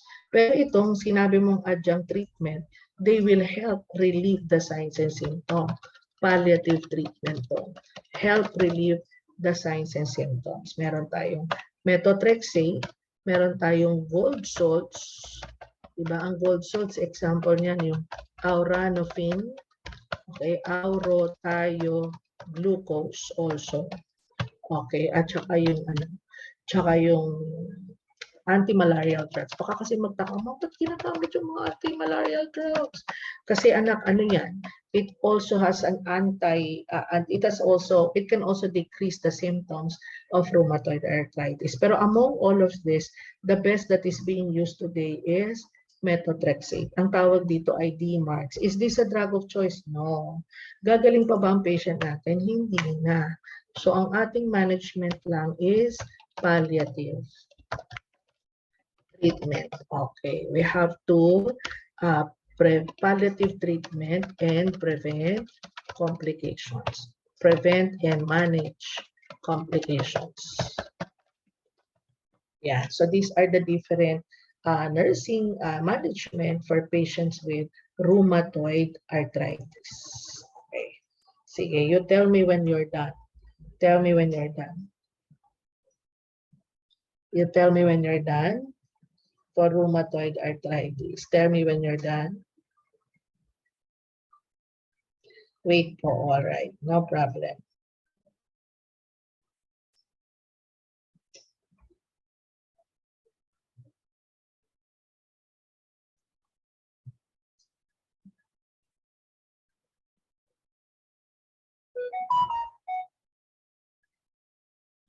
Done na, done.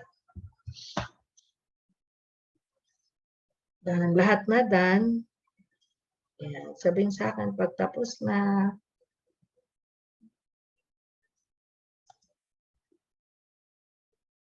Done. Okay. Clear ko na to. Okay, then we have osteoarthritis. This is also called degenerative joint disease. Alam na natin yung etiology, yung risk factor.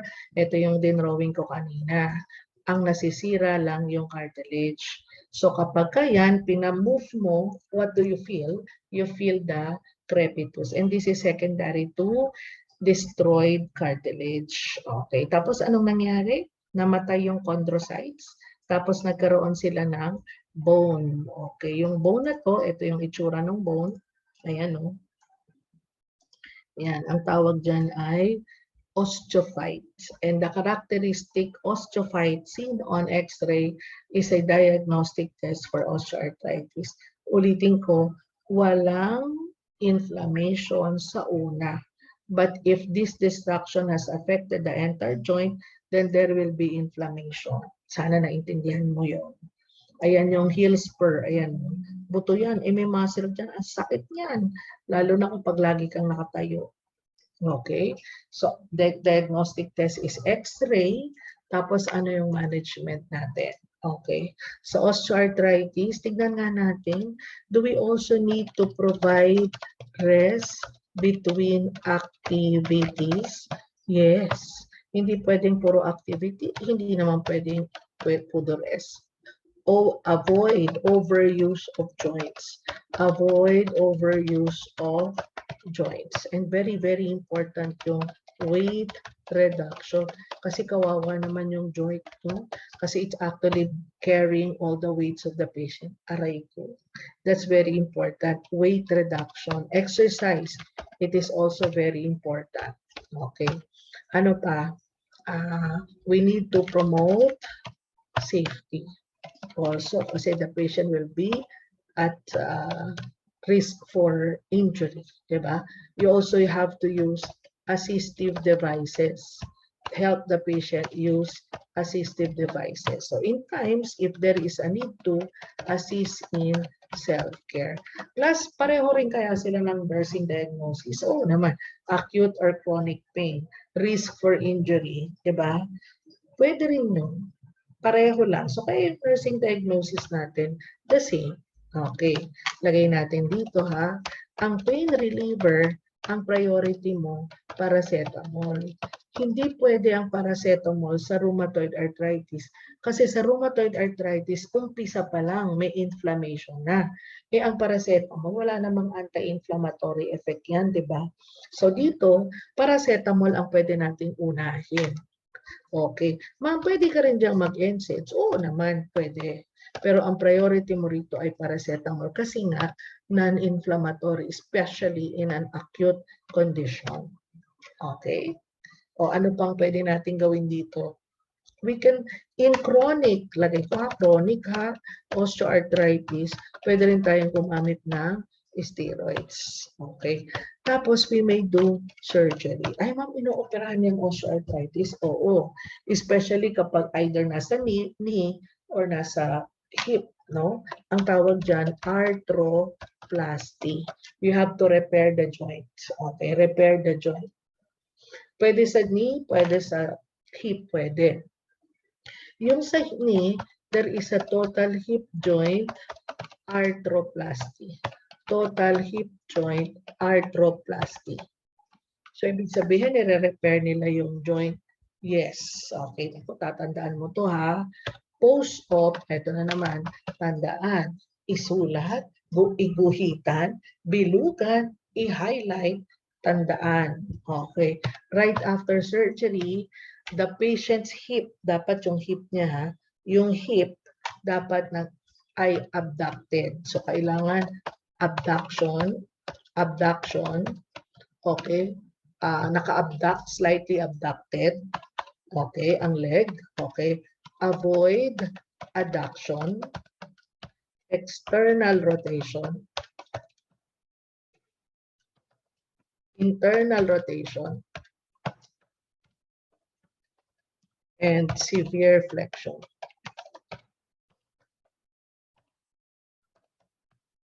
Okay, so kailangan naka-abduct. Kaya yung pagitan ng hita, meron silang wedge dyan na nilalagay para hindi magdikit yung hita. Tapos sa gilid ng thigh, nilalagyan ng trochanter roll. Ano lang yun? Yung binalot lang na tuwalya para hindi siya mag-external rotation. And never do severe flexion. Pag sinabi mong severe flexion, yung knees mo mas mataas sa hips mo, or sitting in a very low chair. Hindi pwede yun. Okay, tapos post-op, kapag ang patient natin papaupiin na post-op, sitting position only for 1 hour. 1 hour lang. Then babalik na ulit siya sa dating position. So, sitting position ng 1 hour. All of this is to prevent misplacement of the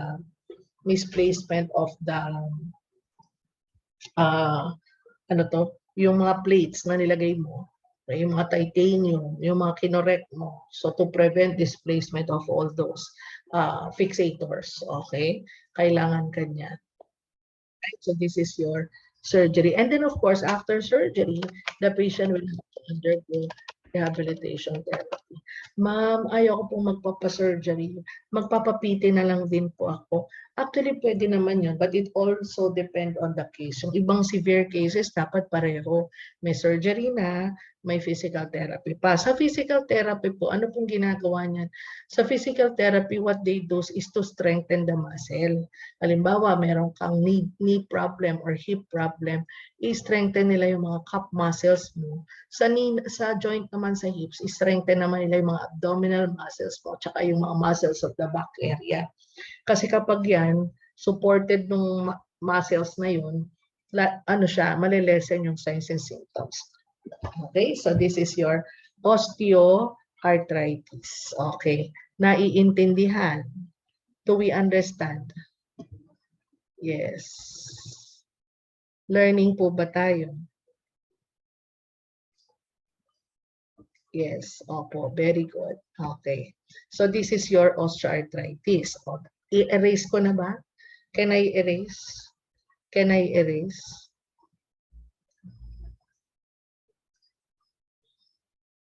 Pwede nang i-erase, pwede na. Wait daw. Sige, wait. Isa na lang ha. Tapos magdi-drill lang tayo ulit kagaya ng ginawa natin kanina.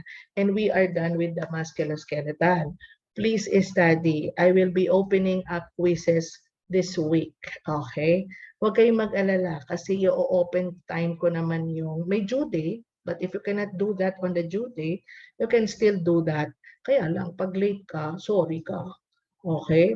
Pero hindi na ako magre-reopen.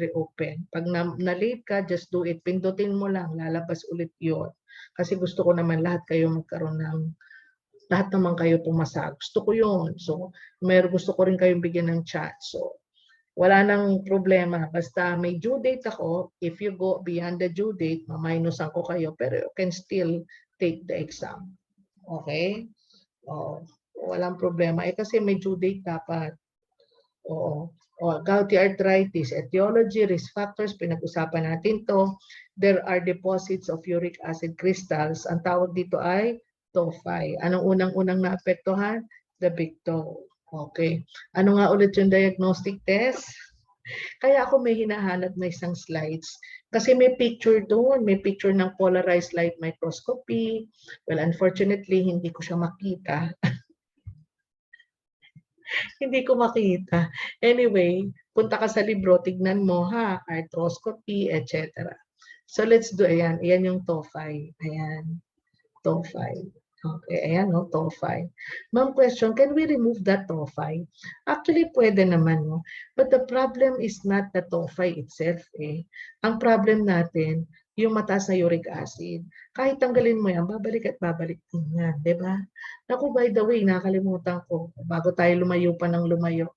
Dito sa osteoarthritis, meron din siyang characteristic joint nodes enlargement sa fingers. Okay. Ato, meron siyang Heberden's nodes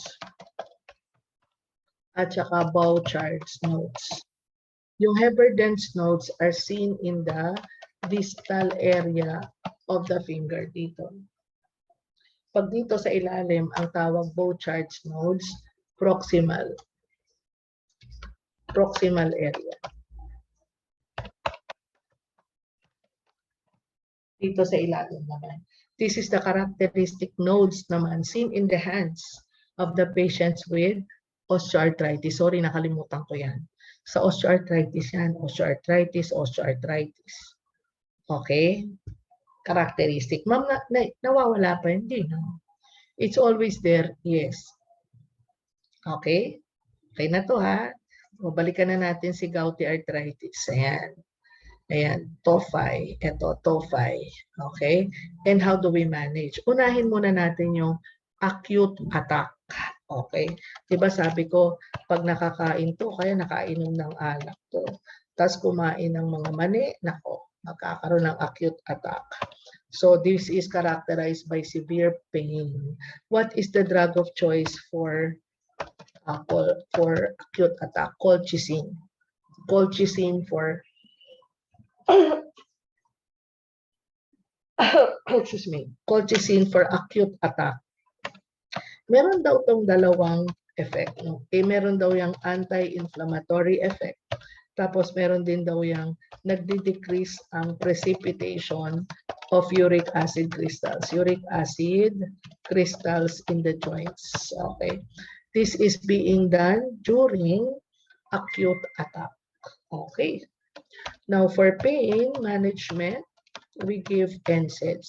Hindi po pwede ang paracetamol, hindi. Kasi walang inflammation ng paracetamol. Walang anti-inflammatory effect. Ito meron. Okay. Can we give them steroids? Yes. Kasi ang steroids ay may anti-inflammatory effect.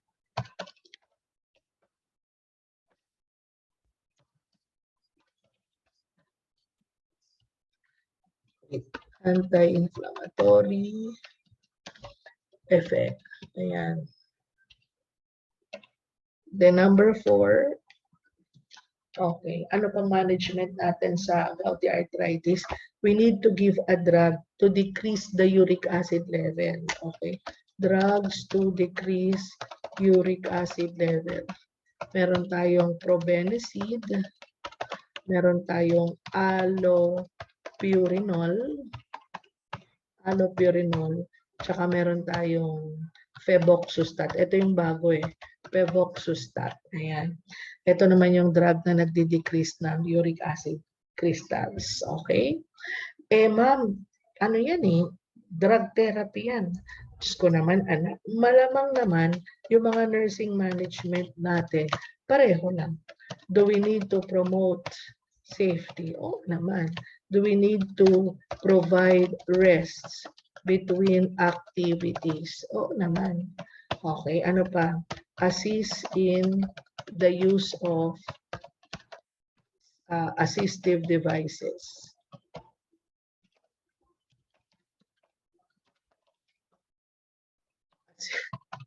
Assistive devices. Ayan. Assist in the use of assistive device. Assist in self-care. Assist in self-care. Okay. O, ano pa? What else? Parang pareho lang naman daw. Eh, di ba? Pareho lang naman. Ayun, diet. Ayun, yan. Very good, very good. Diet, okay. Restrict or pwede rin ang avoid pag sobrang taas, no? Purine-rich food. And by this time, dapat alam mo, ano ba yung mga matataas sa uric acid na food? Okay, let me tell you this. Class sa, sa atin, okay, um, um, what do you call that? Dito, sa management, kung gouty arthritis, avoid natin ang uric acid, no? Uric acid. Pag osteoarthritis, wala ka namang food na ina-avoid na may uric acid kasi wala namang uric acid yun eh. But you have to avoid getting, gaining weight. Kailangan low fat, low cholesterol. Diba? Sa rheumatoid arthritis, wala namang specific. Ito talaga meron. Avoid purine-rich food. Okay? O ano pa? Okay na ba yan? Ayun, pwede rin natin sabihin, ma'am, monitor kidney function test. O ma'am, baka kasi pumunta na sa kidney yung mga stones. O pwede rin. Naku, nakakalimutan natin. Naku, i-bed letter natin. Increase oral fluid intake up to 3 liters per day. Ganon? Oo. Kasi para magkaroon ng precipitation of uric acid. That's very important. Ayan ha, binold letter ko na kasi yan ang dapat ang number 1. Oo, kaya lang nakalimutan ko. Nakalimutan, dami iniisip. Okay? So this is your gouty arthritis. So meron ka lang pain, steroids, meron ka pang drug for decreasing the uric acid level in the blood. Okay?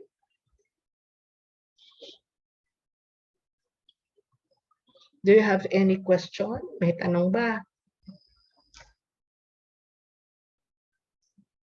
Sabi sa inyo, madali lang yung finals na MS2. So sana nakikinig ka at saka sana nag-aaral ka. Pwede na akong mag-open ng quizzes for musculoskeletal. Aral kayo ha? Aral. I-open ko yan. Kailan ko ba yan i-open? O siguro sa klase natin. Kaya lang kasi nanghihinayang ako sa time. Diba? Can I open these quizzes, say, Monday night or Tuesday night? Tuesday night. Okay na sa inyo yung Tuesday night? You can take naman eh. Kahit ano sabihin mo, ma'am, wala kami internet, ma'am, nasira, ma'am, nag-brown out, ma'am, ganito, ganyan. Or you can still take. Kaya lang, lagpas na yung due date mo. At tandaan mo. Yeah, Tuesday night siguro. Para Wednesday, yun na yung discussion natin. Ang last discussion natin will be eye and ear disorders. Ayan, special senses na tayo. Yung iba naman sa nose kasi, okay lang, hindi naman ganun kasi katindi yung mga problems doon. So yung mga eyes at saka ears, yun ang pinaka-importante. Okay, so hopefully matapos ko na yan next week. Tapos na ang MS2. So ano na lang gagawin mo? Mag-aral. Magko-quiz tayo. Tapos ipasa ang final exam. Okay. Mache-checkan ko na rin yung mga performance task na pinagawa ko. Konti lang yun na, hindi masyadong madami. Okay? Sige. Can I erase now? Can I erase this one now? Pwede ko nang i-erase to. Can I erase this now? Yes. Okay. Sige, stop share na ako. Subukan nating mag-check ng attendance sa Canvas. Sa Canvas talaga. Ito subukan natin. Minsan kasi ay bumukas tong Canvas. Ito bumubukas. O di ang swerte kayo. 28 na lang tayo. May nang umalis na 2.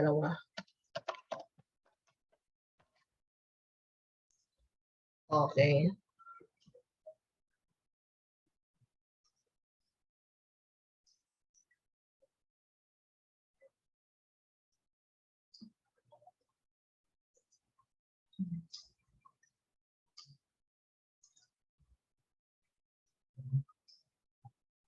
You may stop recording na anak pala. Sorry. You may stop recording.